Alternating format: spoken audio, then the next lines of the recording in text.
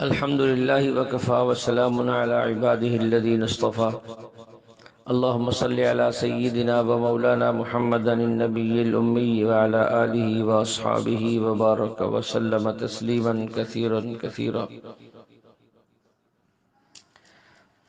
سورۃ المائدہ کی بعض آیات پر گفتگو ہو رہی تھی۔ ایک آیت میرے سامنے ہے، وقالت اليہود والنصارى نحن ابناء اللہ واحباؤہ۔ یہود و نصارہ کا ایک دعویٰ تھا، وہ یہ کہتے تھے کہ ہم اللہ کے بیٹے ہیں، ہم اللہ کے محبوب ہیں، ہم انبیاء کی اولاد ہیں، اس لیے اگر ہم سے گناہ بھی ہو جائے تو اس پر اللہ ناراض نہیں ہوں گے۔ تو ان کے اس باطل دعویٰ کی تردید کی ہے۔ حضور صلی اللہ علیہ وسلم کو خطاب کیا کہ آپ ان سے پوچھیں کہ اچھا پھر تم بتاؤ اللہ تعالیٰ تمہیں آخرت میں عذاب کیوں دیں گے؟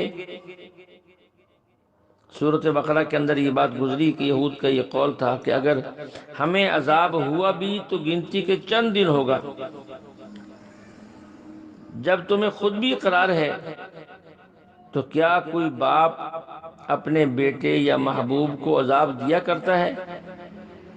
ادھر تم کہتے کہ نہیں ہوگا، ادھر یہ کہتے کچھ دن ہوگا، تو تمہاری یہ دونوں باتیں آپس میں ٹکراتی ہیں، لہذا تمہارا یہ دعویٰ باطل ہے۔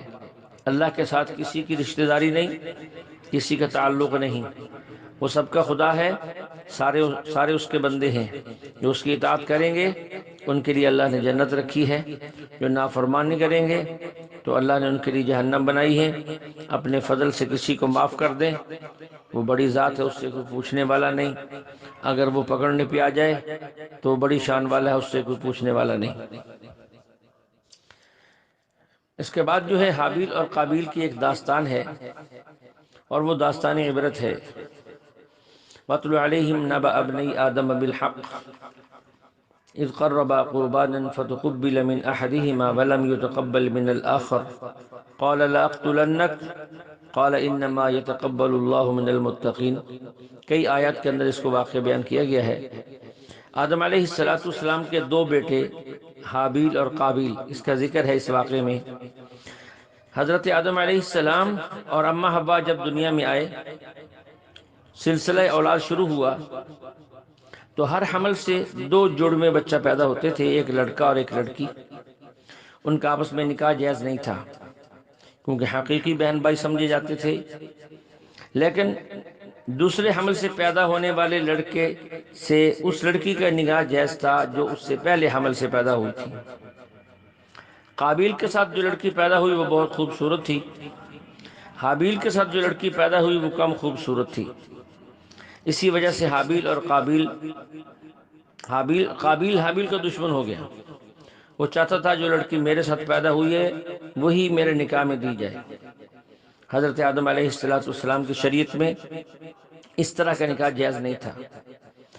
آدم علیہ السلام نے اس اختلاف کو ختم کرنے کے لیے ان سے کہا کہ تم دونوں قربانی دو، جس کی قربانی قبول ہو گئی اس سے اس لڑکی کا نکاح کر دیا جائے گا۔ تو دونوں نے قربانی پیش کی، حابیل کی قربانی قبول ہو گئی، قابیل کی قربانی رد ہو گئی۔ تو اس پر قابیل کو اور زیادہ غصہ آیا، اس نے اپنے بھائی حابیل کو قتل کر دیا۔ یہ دنیا میں پہلا گناہ ہے جو ایک لڑکی کے حصول کی خاطر جو ہے وہ کیا گیا، اور جو پہلا گناہ شروع کرتا ہے بعد میں آنے والے گناہ کرنے والوں کا گناہ بھی اسے ملتا ہے۔ جتنے لوگ قیامت تک قتل ہوں گے اس پہلے قاتل پر بھی اس کا وبال ہوگا۔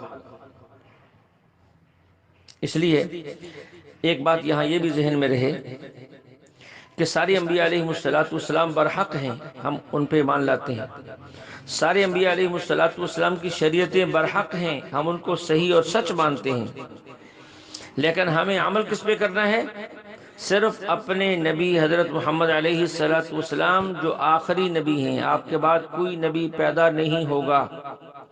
ہمارے لیے قابل عمل صرف وہ شریعت ہے، سابقہ شریعتیں ہمارے لیے قابل عمل نہیں ہیں۔ اس کے بعد اللہ کا حکم ہے کچھ ایسے لوگوں کی سزا کا ذکر ہے جو دنیا کے اندر فساد مچاتے ہیں۔ انما جزاء الذین یحاربون اللہ ورسولہ ویسعون فی الارض فسادا ان یقتلوا او یصلبوا او تقطع ایدیہم الی آخرہ۔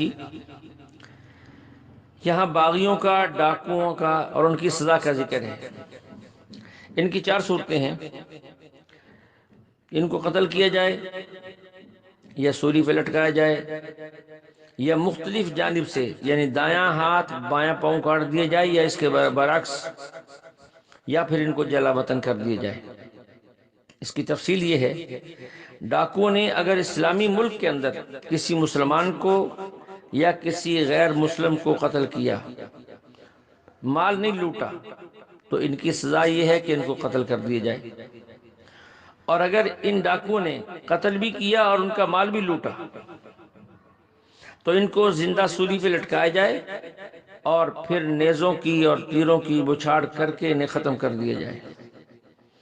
اور اگر ان ڈاکوؤں نے صرف مال لوٹا ہے، جان کسی کی نہیں لی، تو ان کے ہاتھ اور پاؤں مخالف سمت سے کاٹ دیے جائیں۔ اگر ان ڈاکوؤں نے قتل بھی نہیں کیا اور مال بھی نہیں لوٹا، صرف ڈرایا، دھمکایا، اپنا جو ہے وہ دہشت قائم کرنے کی کوشش کی، تو ان کی سزا یہ ہے کہ ان کو ملک سے نکال دیا جائے، جلا وطن کر دیا جائے۔ ان سزاؤں کا بنیادی مقصد کیا ہے؟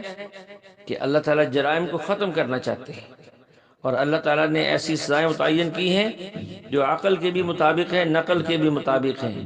اگر وہ آج بھی قائم ہو جائیں تو دنیا امن کا گہوارہ بن جائے۔ اللہ جل شانہ ہمیں اپنے مقدس کلام کو سمجھ کر عمل کی توفیق عطا فرمائے۔ وما علینا الا البلاغ، وآخر دعوانا ان الحمد للہ رب العالمین۔